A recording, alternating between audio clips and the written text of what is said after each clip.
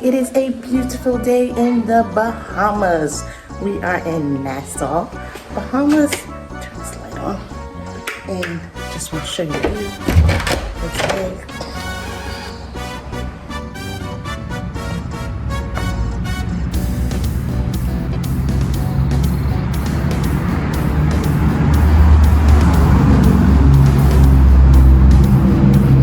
This is our unit right there, steps away from the pool, literally. And we are heading out. It's first day in the Bahamas. How's it feel? How's it feel? You ready for the pool? Ready for the beach?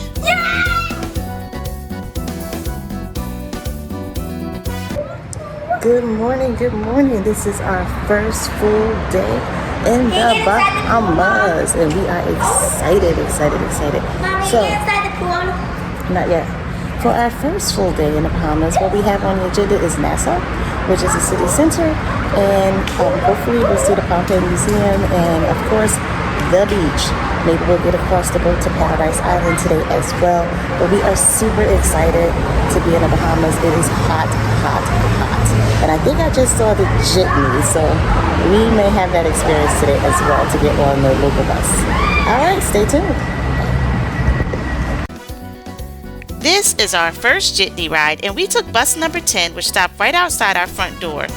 We learned very quickly that not all jitneys are created equal. As you can see, this bus has a television set. For the best views of the beaches, the number 10 bus is the one you want.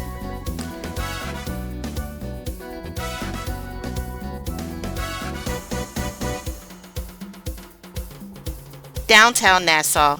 We got off the bus at downtown Nassau. The historic district of Nassau, Bahamas is a charming area that is steeped in history dating back to the arrival of the Europeans to the island in the late 1400s.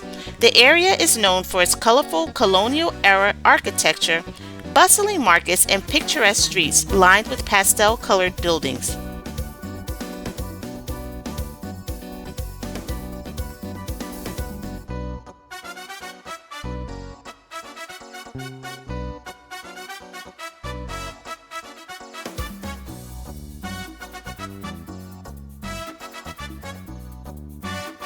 In front of the famous Nassau Straw Market and getting ready to go in and check it out. Our first visit was to the Straw Market. The Straw Market is a well-known market in downtown Nassau, the capital of Bahamas. It has a long history dating back to the late 1940s. Originally, the market was created as a way for local Bahamian women to sell straw goods such as baskets and hats to tourists who came to visit the island. The market started out as a small, vibrant community of vendors on Bay Street, but over the years it grew and expanded into a larger complex that now houses hundreds of vendors and shops. Today it is a bustling marketplace with vendors who sell a wide variety of straw goods, including bags, hats, placemats, and other woven items that serve both practical and decorative purposes. Alright, so I am here at the world famous Nassau Straw Market and we are just having a blast here.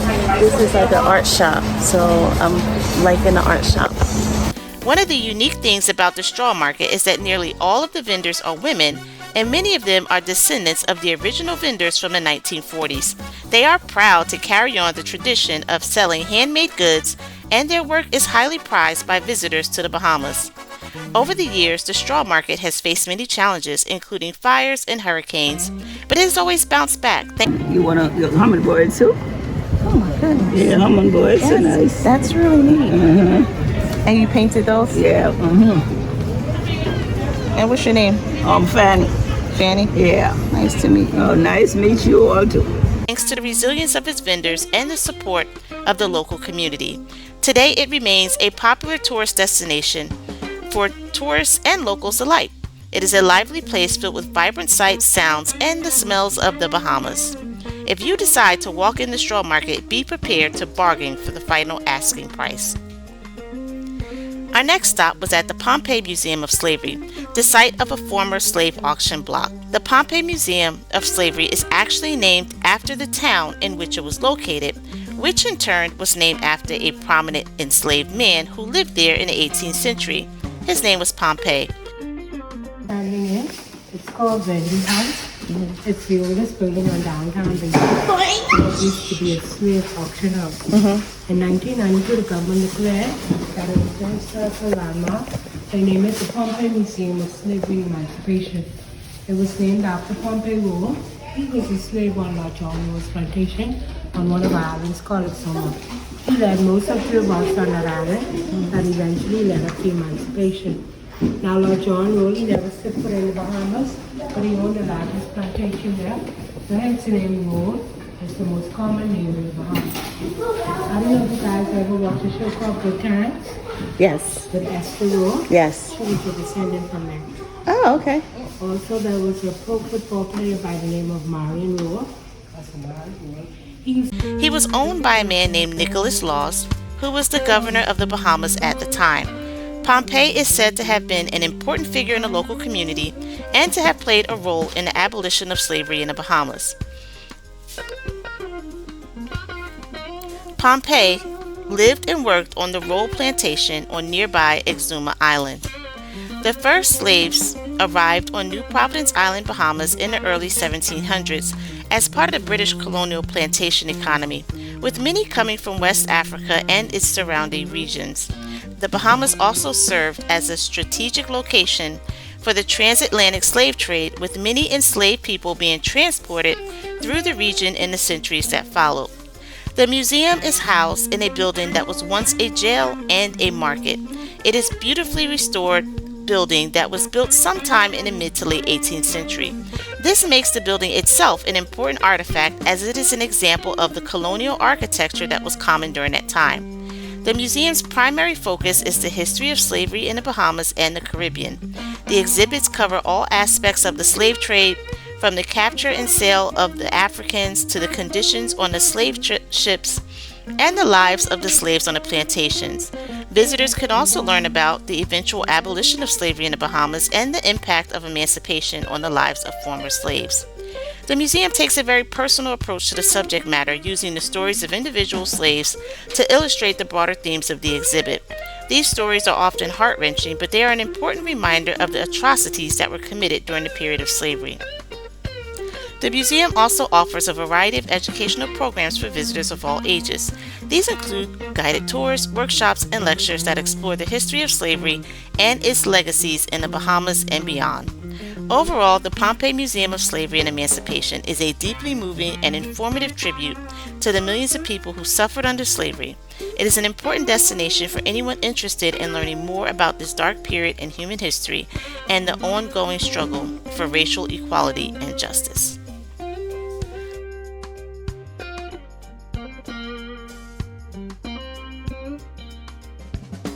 Culture is a vibrant fusion of African, European, and indigenous influences. It is known for its rich history, colorful music, dance, art, cuisine, and customs. Here are a few key aspects of Bahamian culture.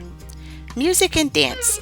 Bahamian music is lively and often accompanied by dance. Junkanoo is a popular festival that celebrates music and dance. It involves large parades with bright costumes, brass bands, and lots of dancing. Cuisine. Bahamian food is a fusion of African, European, and indigenous cuisines. One of the most popular dishes is conch, a type of shellfish found in the Bahamian waters. Other traditional dishes include souse, made with chicken or pork, peas and rice, and johnny cake, which is a type of fried bread. Art.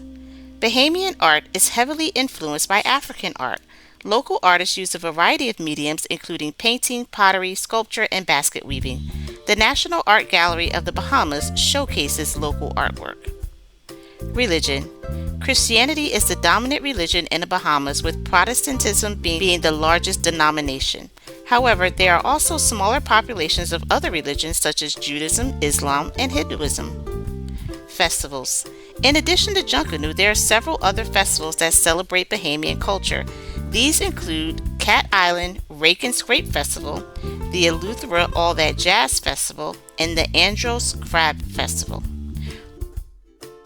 Overall, Bahamian culture is a unique blend of various influences that has created a vibrant and lively atmosphere.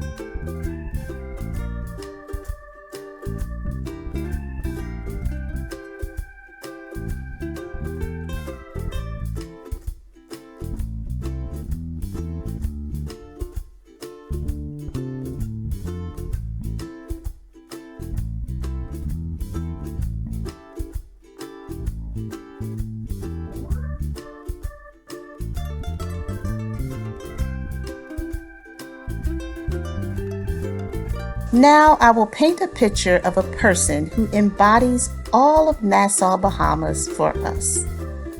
Imagine a guy who has an infectious sense of humor that makes everyone around him laugh. He loves to dance, and when he hits the dance floor, he moves with grace and ease, captivating his audience with each fluid motion. He's also a great singer with a voice that's both powerful and soulful, and knows just how to use it to entertain his audience. This guy takes pride in his physical fitness and is always up for a challenge, whether it's running a marathon or climbing a mountain. His energetic and driven nature is a testament to his commitment and discipline. Despite his many talents, this guy remains grounded and approachable. He has a natural warmth and welcoming spirit that puts people at ease, making them feel like they're hanging out with an old friend. His infectious personality and welcoming attitude draw people in, and his natural charm and charisma keep them coming back for more. In short, this guy is a true entertainer with a magnetic personality that makes him the life of the party. He's funny, a great dancer, a phenomenal singer, physically fit, and welcoming to all. In everything he does, he brings in energy, enthusiasm, and joy, making him a truly unforgettable person. Introducing Tommy Bahama. Guy to see why I got that whole snapper fillet. That's a group of salmon, crack conch, crack lobster, steak, crack lamb, hungry fritters. 3 different ways of doing a taco. dance beef taco, shrimp taco, fish taco. Upstairs. You get hungry, come back and see me. Captain Steph, my name is Tommy Bahama. Okay. All right? I'm gonna dazzle. Answer it, go ahead. Bring them back to see me, okay? Okay. Right upstairs. Okay. All right. Thank you. Yeah. Wood carvers in Nassau. Wood carving is an art form that has a long and rich history in the Bahamas, particularly in Nassau. It is a tradition that was brought over by African slaves and has been passed down through the generations. The practice of wood carving began in Nassau during the 18th century as a form of artisanal craftsmanship for the functional items such as bowls, plates, and utensils.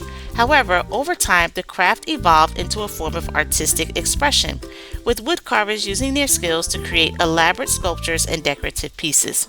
One of the first known carvers in Nassau was Albert Rocky Toogood, who began carving as a child in the 1940s.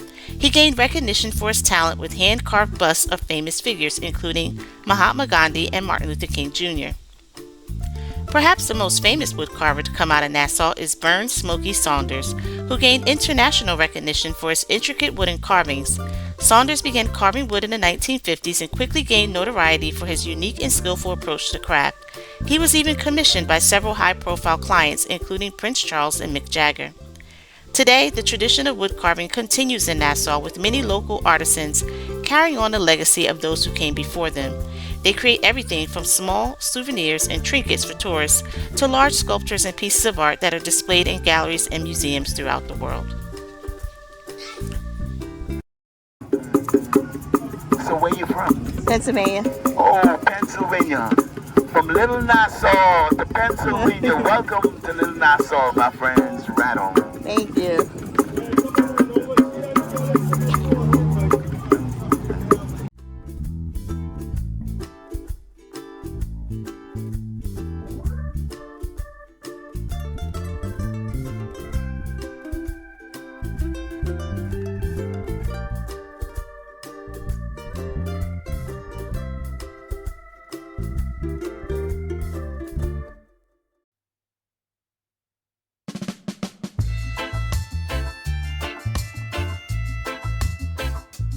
Junkanoo Beach. Junkanoo Beach is a popular beach located in Nassau, Bahamas, known for its sparkling blue waters and soft white sand. The beach is named after the Bahamian festival called Junkanoo, which takes place every December. This festival celebrates the country's African heritage, and many people wear elaborate costumes and dance in the street. As for the beach itself, the history of Junkanoo Beach goes back many years. It was originally known as Western Esplon Beach. It is hot, like hotter than you can imagine hot. But we're at the beach. And was a popular spot for local families to swim and relax. In the 1950s, the area was developed into a commercial space. I forget. Well, yes, Margaret. Okay, it has honey vodka, which apparently is like a local thing here. Blueberry and something else. I didn't read the rest. All right, tiki treasure, honey vodka, blueberries, and something else. Yeah, I don't know. Yeah. There's something He took else. the menu away, so I didn't. Oh, okay. With hotels, restaurants, and shops popping up all around. Despite this development, Junkanoo Beach has managed to maintain its natural beauty. The beach is now a popular tourist destination and many people come here to enjoy the sun, sand, and sea views. There are plenty of amenities including showers, restrooms, and food and drink stalls. Overall, Junkanoo Beach has a long and fascinating history that reflects the rich cultural heritage of the Bahamas. Whether you're a local or a tourist, it's a wonderful place to spend a day soaking up the sun and enjoying all that this beautiful country has to offer.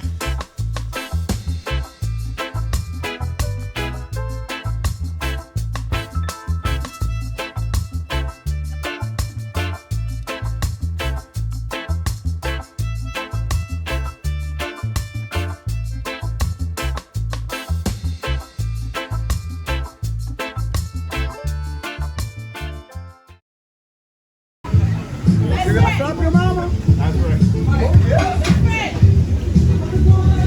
Cheese sample. Tastes so good. I'll slap your mama. Slap your mama. I better not slap her. Mac and cheese sample. Where's the little kid? I got it. Thank you. Yes, tastes so good. Tastes so good, you're gonna slap your mama.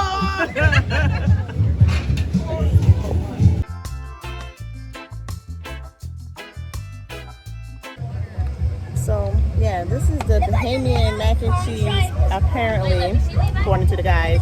So, you have to slap your mama when you try it, but it tastes nothing like mac and cheese. It's tomato sauce in Yeah, here. it's like spaghetti. Yeah, it's like spaghetti with like some hot peppers or something in it. Guys. It's cheesy, but I'll be honest, I don't really know what's in it. It's different. It's different. It's good, but it's different. I mean, if you like.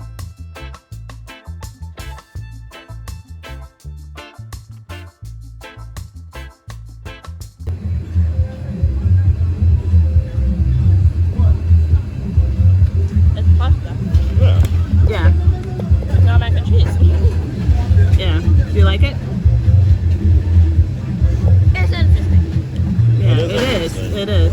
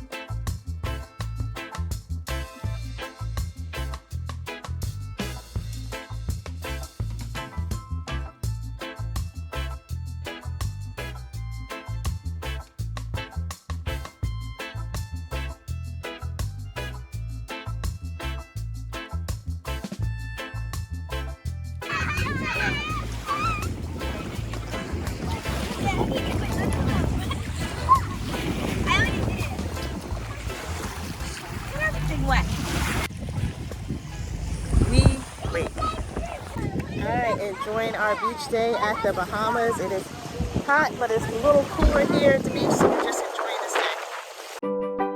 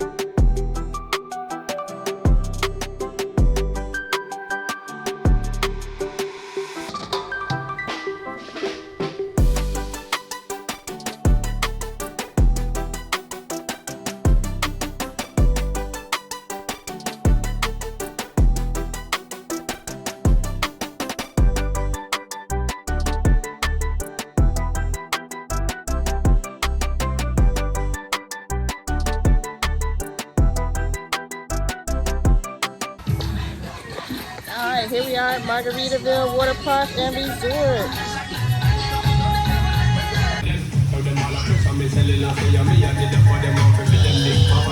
It's a whole vibe.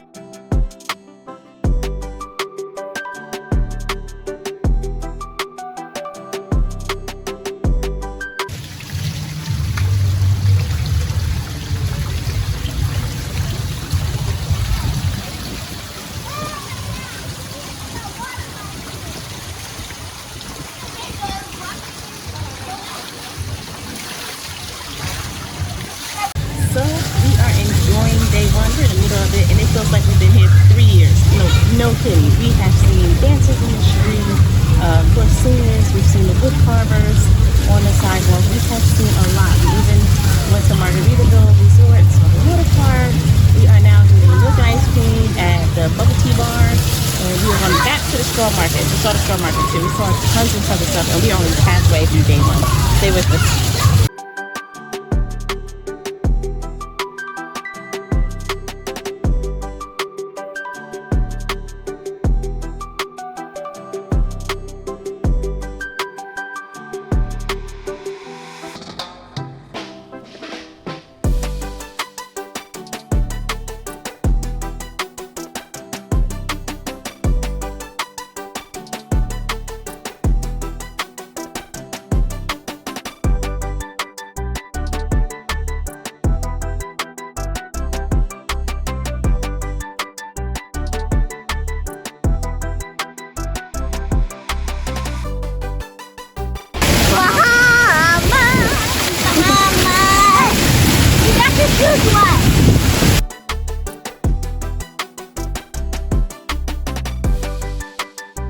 I got that Nassau grouper. I got that salmon.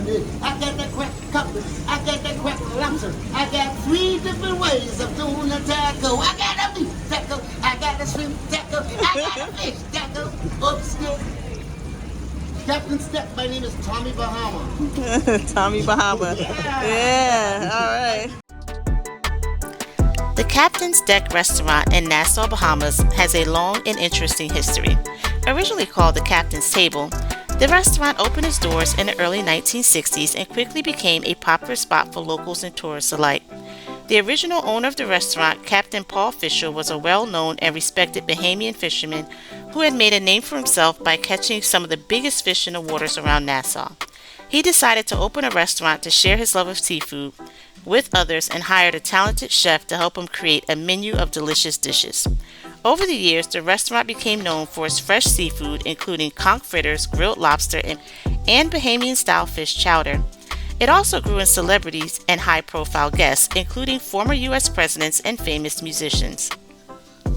In 1992, Captain Fisher sold the restaurant to a new owner who changed its name to the Captain's Deck and gave it a modern upscale makeover. The restaurant continued to serve its popular seafood dishes while offering a wider range of options to appeal to a more diverse clientele. Today, the restaurant is still going strong and remains a popular spot for locals and tourists to enjoy a delicious meal while taking in the beautiful views of Nassau's harbor. It continues to pride itself on its fresh seafood and warm, welcoming atmosphere and has become a beloved institution in the Bahamas.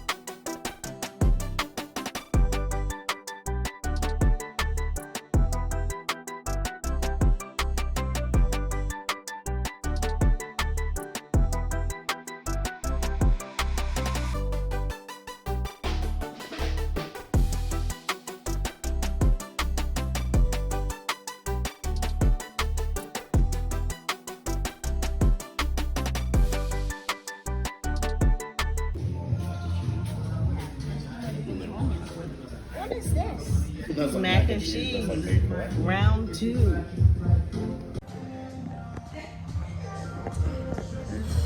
Bahamian mac and cheese. Let me get that up.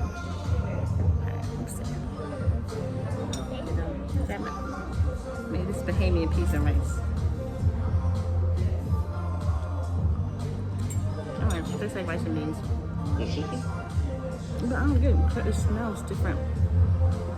It smells different than it tastes. It smells different, right?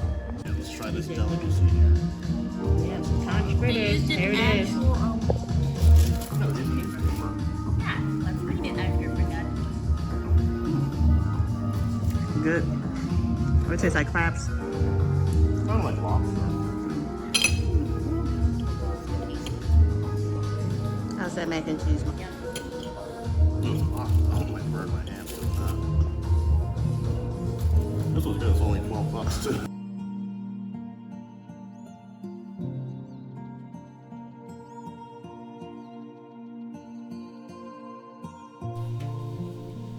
Okay, let's talk about Goombay Punch. This is our first time tasting it, and it quickly became popular. This drink has its roots in the Bahamas, where it was created in the early 20th century. Goombay Punch was first produced by a man named Lord Byron E. Russell, who ran a small bottling company in Nassau. Russell created the drink by blending various tropical fruit juices together, including pineapple, orange, and lemon. He then added a secret blend of spices and sweeteners to give the drink its distinctive flavor. The name Goombay comes from the name of a popular dance and music style in the Bahamas, which Russell felt was emblematic of the festive and energetic character of the drink. Initially, Goombay Punch was only sold in the Bahamas, but its popularity soon spread beyond the islands. In the 1930s and 40s, the drink became popular among American tourists who visited the Bahamas, and many would bring bottles of the drink back to the U.S. As a result, it started to gain popularity in the U.S., particularly in the southern states like Florida. Over the years, the recipe for Bahamas Goombay Punch has remained largely unchanged, and it remains a popular drink in the Bahamas as well as the U.S. and other countries in the world.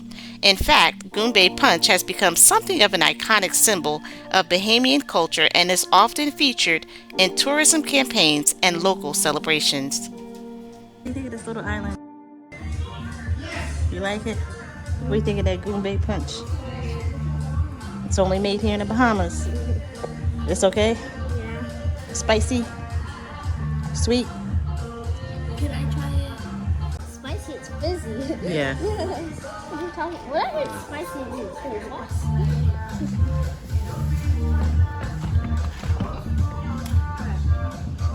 This looks kind of a mess in these pictures.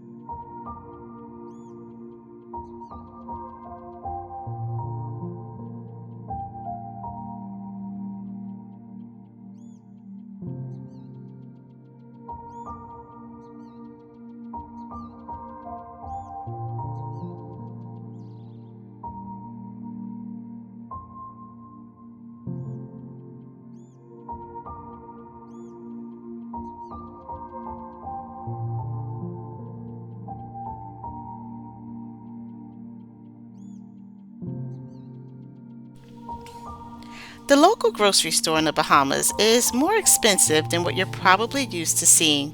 One of the main reasons is most likely due to the limited availability of resources on the island. The Bahamas is an archipelagic country in the Caribbean, and most of its food items are imported from other nations. This results in higher transport and shipping costs, which eventually leads to higher prices for the end consumer. Moreover, factors such as inflation rates and taxes imposed by the government can also have a significant impact on the final prices. As a tourist destination, the Bahamas economy heavily relies on tourism revenue, which sometimes causes the prices of locally sourced goods to go up. Additionally, the high cost of electricity and water in the Bahamas also plays a role, as it can heavily impact the price of agricultural items such as fruit, vegetables, and dairy. Ready?